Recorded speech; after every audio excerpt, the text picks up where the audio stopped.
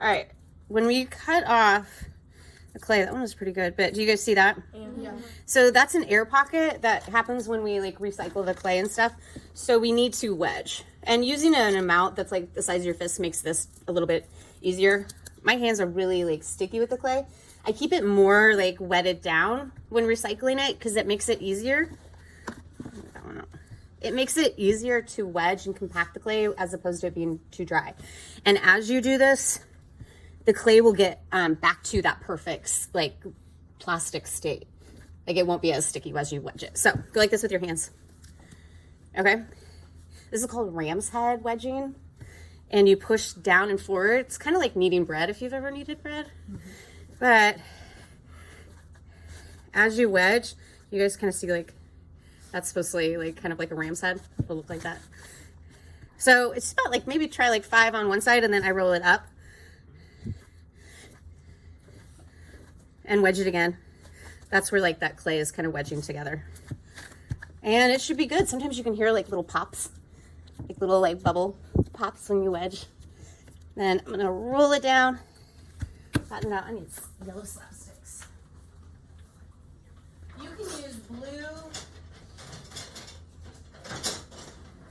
or yellow, or there's white, like non-painted slapsticks for your additive. So they're gonna be like that different height. So any will work. I like using the yellow.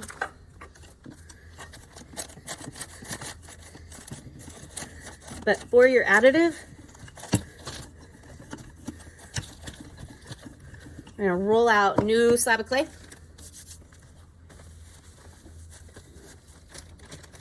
If you're, did we start with a ghost in this class? Yeah. If you're, go out a little bit. If your like template paper disintegrated, we just get creative with it. With like doing the additive. Can you go grab me a thing of slip in the back? Do you see that bucket there?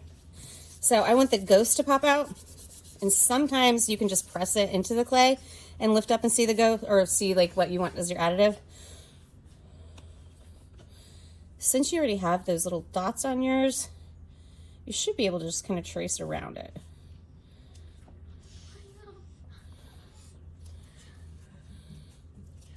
Some of the Sharpie came off with it.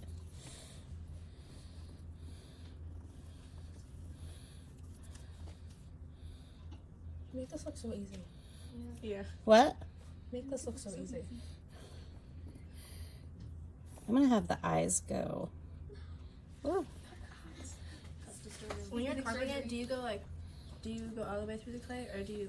For your additive? Yeah. Oh, okay. Yeah. So I'm gonna take that little ghost guy.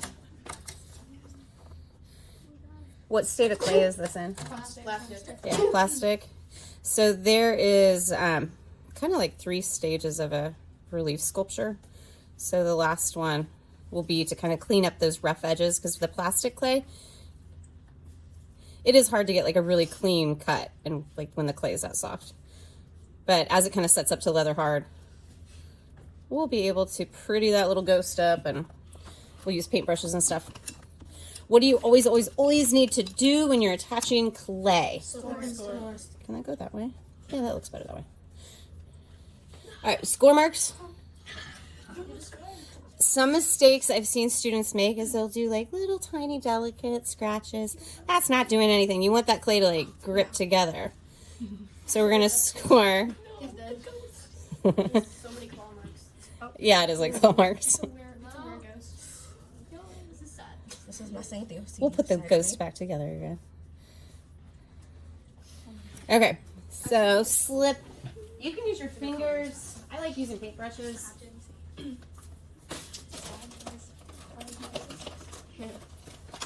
And there is paintbrushes for clay in those buckets. But I like using paintbrushes because how am I putting it on? As opposed to brushing it, what happened when I brushed it? Yeah, I want the scratch marks there. So I'm gonna slip into those little cracks. Do you slip both sides or just one? You just only need to do one. It's not gonna hurt because slip is like our what was the little analogy. Good. For cleaning up the additives, I'm going to put some of these sticks out. They're actually manicure sticks, like what people get their nails done with, but they're like awesome for clay because of that little wedge end is really great for smoothing out the edges. And the wider end, since we're going to paint these, we want to use the wider end to widen up the lines that we've already traced. Okay, I'll show you how to get rid of those little, how to use a paintbrush and like brush on water and really like smooth it out. I'll show you that tomorrow. That way we're not doing too much today, but I'm gonna keep cleaning that up while you guys get started. I have a question. Yeah. Do we need to finish all our designs before we start?